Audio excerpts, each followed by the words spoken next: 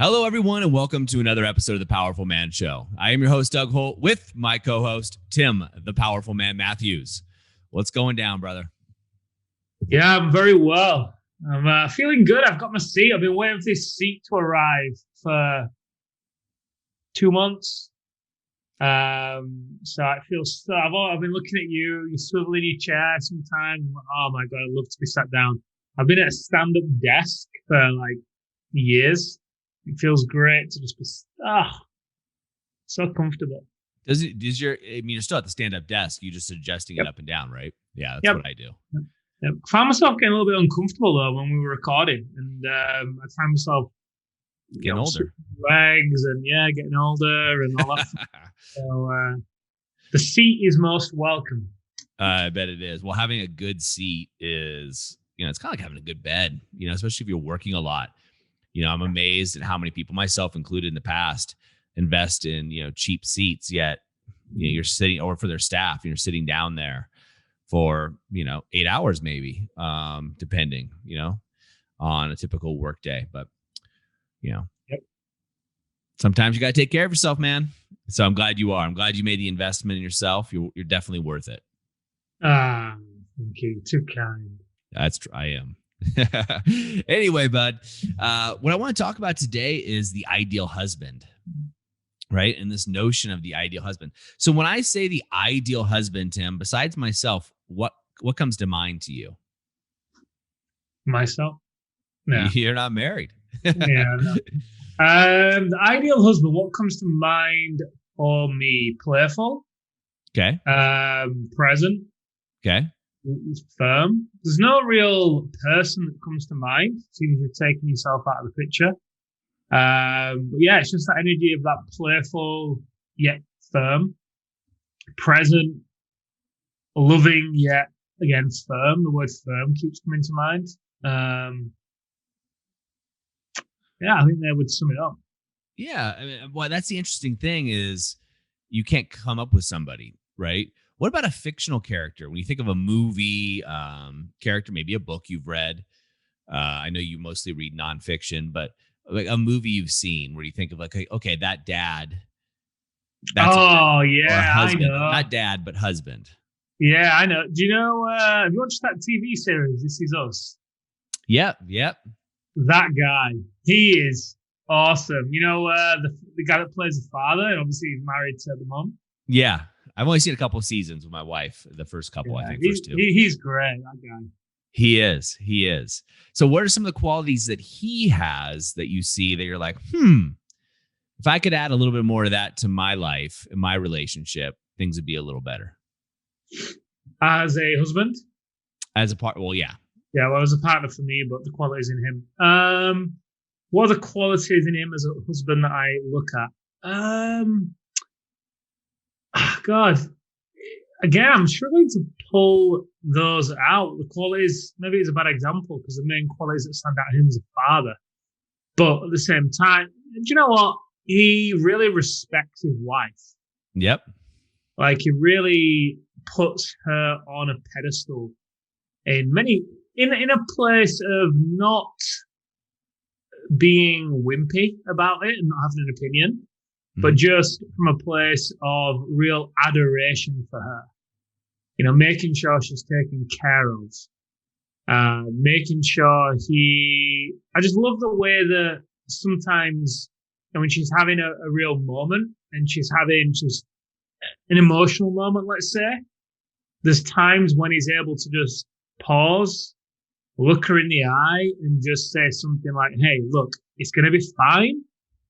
And whatever he goes on to say, but just that leadership and strength that he shows in that moment to not only deal with her emotional uncertainty, but then also to transform that uncertainty into certainty because of how he shows up in that moment with that sense of conviction and a real peacefulness about it. It's not like he's trying to convince himself when he says it, and he might be, but how it comes across is really strong. And that's perfect, right? And I totally agree with you on that for that character especially. But something I want to point out is when I first asked you, you said, I don't know. And then obviously you being you and being very, being experienced as a coach, you're able to pull it out. And so what I did, guys, listening to this, is I put together a worksheet that'll walk you through some of the stuff Tim and I are going to talk about. Stick around to the end of the podcast, and I'll tell you exactly where you can get this worksheet so you can go through and work through these exercises. Not exactly in the order that I'm giving them right now or Tim and I are talking about, but it'll actually give you a workbook type feel. So coaching on yourself, right? So Tim and I will basically be remote coaching you. So you have opportunities. So stick around to the end of this podcast or this episode, and I'll give you the URL. You can go grab it and you can do this work yourself, guys, and get to where Tim did. Because where you got, man, was perfect, right? You're able to really feel. And your reaction when you said, oh, you know what? That guy and This Is Us. Yeah. That energy and passion that came out of you, right? That is what we're talking about here, right? That embodiment. Because when you, and I agree with you, but when you think of that guy as a husband and as a father, I mean, geez Louise, as a father, it's amazing. But also as a husband, you start to look at within that character an idealized version of what a great husband that you want to be is, right? Because you're not picking someone who's a drunk, who's abusive, or all these things that you don't want to become. We pick somebody naturally that has attributes and qualities that we probably already possess, but also attributes and qualities that we want to accentuate within ourselves, right? Attributes and qualities that we would like a little bit more of. And a lot of times when we think about this, the ideal husband, I have a similar thing to you do, and most of the guys that we coach is like, who is that? Who could that be? And then we come down to a character level. We can start looking at these attributes and coming to the phase 2. So the next phase is, as you look at these attributes that you're going through, it's kind of like, where in your current life, in your sphere of influence, and the way that you're acting, showing up, the way you're being, right? Do you get to sprinkle in some of these attributes? And with that be said, we'll use, the law of energy, it cannot be created nor destroyed. We'll just also talk about attributes, right? You can't just add more in without taking some away. So, we'll play a little bit with me here, Tim, because I know you're perfect as a partner, but let's just say you weren't, hypothetically speaking, right? So you're going to have to play along with this and make believe. It's going to be hard. I know it's going to be hard for you, man. I know. You don't think I can do it, Doug? I don't want to go there. It's going to be easy for me. Trust me. So what are and I'll share mine. I'm happy to. But what are some of those qualities or attributes this character has that you'd like to replace with a few of yours? So which of those attributes would you like to replace? I'll give you an example for me, right? One of the things that I would like to replace, take away, do less of, is another way of thinking. I like to reduce this or do less of this, is getting reactionary with my wife, right? So an example would be, my wife approached me yesterday. Hey, I want $800 to start another business, right? This is not her first venture into multi-level marketing businesses. And my natural gut reaction was like, what the fuck? What's going to be different now, right? Like, why don't you just da-da-da-da? But not to be as reactionary, not to have that reaction. Now, I didn't say that, right? Not at that time. Yeah. Eventually, we had a conversation, but not to have that initial reaction, right? To come from a place of, if this just pure joy and if this is going to fill you up, then absolutely. We have the money. It's not an issue. Just go for it. So that's one for me. What about you, Tim? Well, it's the one that I said. The reason why I'm looking at this attribute of this character, Jack, and it's like gets me so passionate, is because it's a trait that I really admire about him. So it excites me about the possibilities for me, should I be able to replicate that more in my own life. Yep. Right. So, yeah, I think I'm good at, I've got a lot better, in fact. I didn't really used to understand what was going on when Amelia would have a moment, and I just didn't know what was going on. I've got a lot better at being able to hold that space and understand what's going on for her, and where I could really take it a step further. And it's kind of situational as well, right? But where I could take it a step further, thinking about this character, is how he does it. So not only does he calm her down and make her feel, well, calm, but he then passes through that moment into real leadership of, hey, I get what you're feeling. I understand why, but this is the reality, and this is what's going to happen now. And the way that he does it in such a simple, succinct, calm, confident, loving way, the tonality he uses is just fantastic. So I expect whoever wrote the lines for that guy, I'd love to meet him because clearly he knows what he's talking about. I'm sure he just rolled off his tongue and he didn't have to edit it once. They didn't have to get acted out any more than once. Just hit it on the head first time. But yeah, that'd definitely be the one I'd take. So awesome. And the question was, what attribute would you take away or do less of? Oh, do less of? Well, it's similar to you, what you said, reactionary. Or the other one is kind of a tie, not being present. Mm. You know, it's when I don't do the decompression after work. I go down and I'm just there, but I'm really not always there.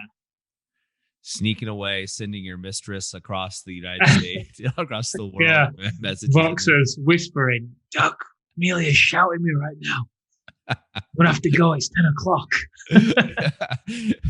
I really shouldn't be sending you any more messages, Doug. I said I'd be off my phone. One more thing. One more things later. Yeah. It's the life of an entrepreneur, man. So I totally get that all too well. So when we think, guys, about building this ideal husband, I would propose to you and to you too, Tim, that you cannot recognize these things within Jack unless they were already within you. Yep. Right. So when we think about what is the ideal husband, and again, guys, there is a worksheet that we're going to give you. I'll give you the URL at the end of the podcast so you guys can go through and work through these things. But when you look at Jack and you look at the fact that, hey, these are things I'd rather do. I'd rather hold Amelia, your partner, up on more of a pedestal, not a pedestal of need, but a pedestal of respect and love, right? And admiration is the word I'll use. And it's mutual admiration, right? Jack commands that and commands the leadership of the family. He leads the family. A lot of the stuff that Jack possesses are things that we teach in our activation method, which is our entry-level course. You know, how guys can get this kind of naturally. So with that being said, guys, if you have these attributes already inside of you, then it means something is holding you back, right? There is something, and I'll use me as an example here in a second, but there's something that's holding you back from accentuating these. Now, for most of us, it's optics, right? Because we don't think like this, right? We haven't gone through exercises like this to think, oh, you know what? If I hold my partner up with this level of respect and admiration, first and foremost, I would be an ideal husband. Ergo, my wife would probably respond really well to that, right? And if she doesn't, certainly other women are watching. They're always watching, you know, and a lot of times for that, it's like, hey, I'll do that when my wife does it. I'll do this when Amelia shows me respect, admiration, looks up to me, treats me like the man consistently that I deserve to be treated as. But there also can be other things that are holding us back, other stories.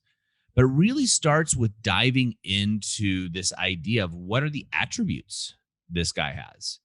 Because I know you and I have talked about this before, Tim, in some of the ideas of some of the new programs that we're developing for the Powerful Man, for the guys, and a new training we're releasing in the Brotherhood.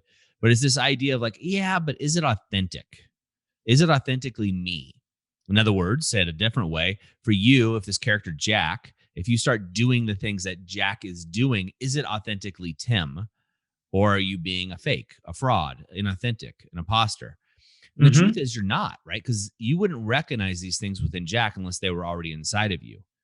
No more is this a fake or a fraud than if all of a sudden you started exercising and taking care of your physical health, your body. I know you already do this, Tim, but your physical body and your health, for someone to say, you're being a fraud. You're being like Doug because you're working out. You're being like this person on a fitness cover of a fitness magazine, whatever. There's no more fraud. You're just bettering yourself. And people don't say that. They say, wow, you look great. You're taking care of your health. You should be doing that. Now, this exercise and the worksheet I'm talking about. This is taking care of your health in a different way. This is your internal health. This is you taking care of the man that you know you already are or want to be or want to show up more as. And that's where the change in paradigm, I think, comes in really handy. Yeah, I think it's a great point, the idea of it being authentic, because it is an important point as well, right? Because, if I introduce this, well, if I use Jack as inspiration, because I agree with you, if I see it in Jack, it's because I see it exists, right? It's got to accept that reality. So, and then if I use Jack as inspiration to accentuate what's already there inside of me, then do you know what? I might use Jack in the beginning. I might use a little bit of how Jack does it just to get me going, just to give me that little bit of belief, but then in order for it to really turn into something that is going to be long term, yeah, you've got to find your own groove with it as well, for sure. So I think letting go of that story of, hey, I've been like, I can't copy somebody or whatever, been a fake or a fraud. You're definitely not. And also at the same time, I'm sure, guys, listening to this, I'm sure in areas of your life, there are people looking at you and admiring certain things about you and taking aspects of you to be able to develop and grow aspects of themselves. Now, you guys are in positions of leadership. So I'm sure that's true, whether it's your staff, whether it's the community, whatever, right? So, what would you say if you found out that somebody was doing that? Would you call them fraud? Or would you be flattered? Chances are you'd be flattered. You're like, oh, wow, thank you. That's amazing. I don't think you'd come down hard and say, stop doing that. That's mine. That's my way of doing it. So the point I'm making is, you can really, if that did even cross your mind, what Doug was saying, there's an easy way for you to reframe that. It's a huge compliment and use it as well. Maybe take some of how Doug communicates, how Doug, is with Erin. Take some of that. Maybe do it in the way that Doug does it in the beginning. He's given examples of how to use a hidden motives technique, for example. Maybe you do it how Doug shares it. Don't keep doing it, because then you might run the risk of her saying, pulling some powerful man bullshit on me. As we've had some of the wives say, which is fun. But yeah, take it and then find your own way. Yeah. I think this is an interesting topic to talk about because, this came up when you and I were talking about it, last week, I think it was, or maybe it was over the weekend with your whispers into the voice notes that you were sending me. But the way I look at this, Tim, is there's no difference in taking Jack, right, and going through this worksheet that we're giving to these guys, taking that character or whatever character you come up with. The guys in the Brotherhood, we kind of posed this question, and we had some really interesting comments on the character that they chose and the reasons why. And they were all over the board. There were obviously some similarities, but they were literally all over the board. And there's no difference from taking this character and applying these attributes, or at least looking at the attributes, because they give you a lens at which to look through, than there is looking at reading, David Goggins' book, right? Or something like that, and going. We had a guy in the Brotherhood. I was talking to him the other day, and he was saying, "Yeah, I went for a run, and I was getting ready to stop, and I was like, you know what? What would David Goggins do? So instead of doing a 5K, I did a 10K. Right? There's no difference. There really is no difference in taking inspiration from somebody that you look up to, that you strive to be. I think what we as men can get caught up in is, well, I don't want to be a fake, a fraud, an imposter. And there's some concern of what are other people going to say about me, right? If all of a sudden I start changing the way I'm being, what are they going to think? What are they going to say? Look, if you have people around you who are going to criticize and critique you for taking care of your health, if you start cleaning your diet up, you stop drinking as much, you start exercising, and that will happen, right? It just does. It's the crabs in the bucket, right? And if you guys don't know that story, we talk about it a lot in this podcast and this show. But if you don't know, is if you put a bunch of crabs in the bucket, one tries to escape and crawl its way out of the bucket, the other crabs pull it back in, right? It's the same thing with human nature. So if you're taking care of your health and you got people, saying that you shouldn't or giving you a hard time, one is you should cut those toxic people out. Two, there's nothing different than acting like a better man, right? Being nicer, right? As just a basic example, right? It's something I strive to do and something I can work on is just being nicer. And just, there's nothing wrong with that. It's not a sign of weakness to be nicer. Just be a nicer human. And people are going to critique you for being nicer. Again, what they're really critiquing is not you being nicer. It's their attitude within themselves, right? They're really scared about who they're being and who they're becoming. Third thing is you might get shit tests, right? It's also called fitness tests or shit tests in the dating world. But basically someone's going to push back like, all right, Tim, you're putting me on a pedestal. You're treating me like $1 million. I love this admiration you're giving me. When's it going to stop? Right. And so your wife or your woman might start testing you on this to see, is this real? Is this real? I don't know. And she's testing the resiliency to see if this is really you. At first, it might be a little difficult, right? We have old ways of being. I'm turning 44 this month. Tim, I expect a great gift from you.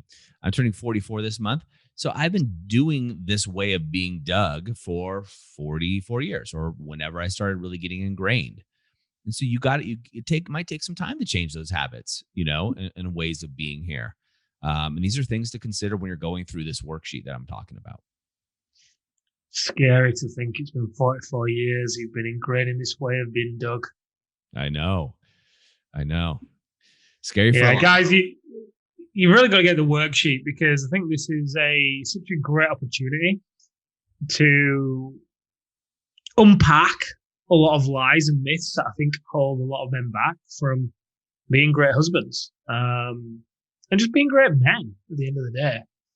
And it's interesting. One of the Ryan, one of the advisors, it was actually on the last episode, I think, wasn't it, Ryan? Yep. He was speaking with one of the guys yesterday, who came into the activation method, and he was sharing the same thing. How, hey, look, everyone expects me to be this certain way.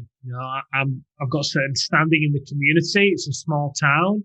Everyone kind of knows my business, and it kills me to know that deep down I'm not being that guy. I'm not being the husband that people think I am. I'm not being the father that people think I am. And to be fair, this guy has been a bit hard on himself, like we all can be, to be fair. Sure. And at the same time, the shame that was getting built up within him from comparing himself could be eradicated just by going through this exercise and just making it easy on himself to pull out those parts of him that are already there. And that's the painful thing for this guy, because he knows those parts of him are there. If he didn't know those parts of him were there, then he wouldn't be experiencing any stress or struggle with this. Yeah, and it's exactly right. So guys, what I'm going to invite you to do is do this exercise, right? Take some time. We always talk about doing the work, right? Now we're giving you a workbook, which you can do it from. It's just a worksheet, right? It's very simple, nothing complex here, guys, but it's actually going to take you through a guided process. So if you want to get that, it'll be available right now. If you go over to thepowerfulman.com/ideal husband, that's thepowerfulman.com/ideal husband. You can go ahead and download the worksheet, but make sure you just fill it out. Take some time. You saw Tim. Tim has been a gifted coach for a long time, and his initial reaction was the same as mine and every guy's, is when you go through the exercise, you're like, I don't know. But when you go through the work, it's going to start coming out. And if you watch this on YouTube, you'll see Tim just light up, right? When he talks about this character, Jack. He just lit up and his energy changed. His body shifted at a cellular level. And that's important to note, guys, what happens with you. And that's why this exercise is going to be so important. Also, guys, we do still have the Reignite cheat sheet over there at thepowerfulman.com/bonus. That is going down next week. So this will actually be released the week we are taking it away. It is going down and it will be replaced. I'll let you guys know what that's going to be coming up, but we will no longer have the Reignite cheat sheet. So if you haven't gotten it and you just want to have it for your repertoire, your library, you got to get it right now. It's my last warning on this. I'm not even going to say it in the next podcast. Just make sure you get it. So if you haven't heard it, I want you to get that. But for this worksheet, it is at thepowerfulman.com/ideal husband. As always, guys, we want you to have an amazing week. Make sure you're taking action and stepping into the man that we know you are. We'll see you next time on The Powerful Man Show.